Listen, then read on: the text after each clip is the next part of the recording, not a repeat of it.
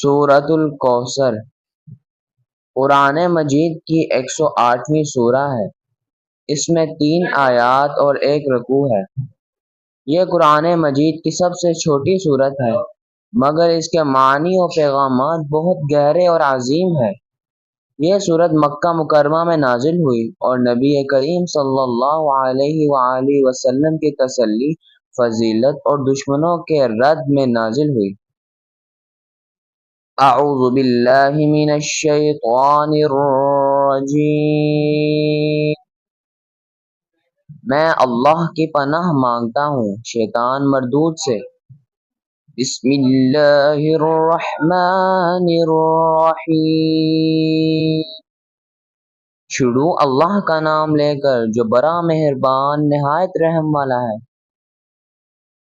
اِنَّا اعطیناک الکوثر، بے شک ہم نے آپ کو کوثر عطا کیا۔ تفسیر: الکوثر کا مطلب ہے بہت زیادہ بھلائی۔ مفسرین کے مطابق اس میں درجہ ذیل چیزیں ملتی ہیں۔ جنت میں ایک نہر جو صرف نبی کریم صلی اللہ علیہ وآلہ وسلم کی امت کو ملے گی۔ نبوت اور وحی کی دولت، امت محمدیہ کی کثرت، آپ صلی اللہ علیہ وآلہ وسلم کی شان، مقام اور ذکر کی بلندی۔ یہ آیت نبی کریم صلی اللہ علیہ وآلہ وسلم کے دشمنوں کے اس طعنے کا جواب ہے جو آپ کو ابتر کہتے تھے۔ فَصَلِّ لِرَبِّكَ وَانْحَرْ، پس اپنے رب کے لیے نماز پڑھا کریں اور قربانی دیا کریں۔ تفسیر: اللہ کی عطا پر شکر ادا کرنے کے لیے نماز اور قربانی کی تاکید کی گئی۔ نماز سے مراد صرف عبادت نہیں بلکہ ہر عمل کو اللہ کے لیے خالص کرنا ہے۔ نحر کا مطلب ہے قربانی کرنا، خاص کر عید الاضحیٰ پر۔ یہ اخلاص، توحید اور شکر گزاری کی علامت ہے۔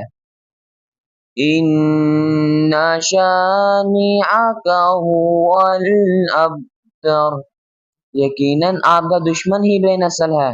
تفسیر: شأنک یعنی آپ سے بغض رکھنے والے، آپ کو برا کہنے والا۔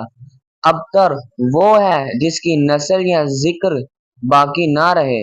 اس آیت میں اللہ تعالیٰ نے واضح فرمایا کہ آپ صلی اللہ علیہ وآلہ وسلم کا ذکر اور شان قیامت تک بلند رہے گا اور آپ کو ابتر کہنے والے مٹ جائیں گے۔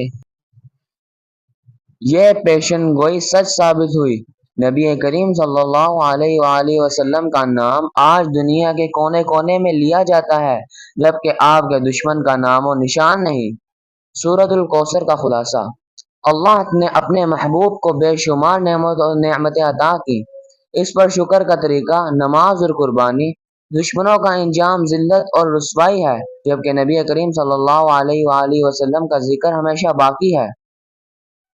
سورۃ الکوثر کی تلاوت: اعوذ باللہ من الشیطان الرجیم، بسم اللہ الرحمن الرحیم، اِنَّا اعطیناک الکوثر فَصَلِّ لِرَبِّکَ وَانْحَرْ إِنَّ شَانِئَکَ هُوَ الْأَبْتَرُ۔ صدق اللہ العظیم۔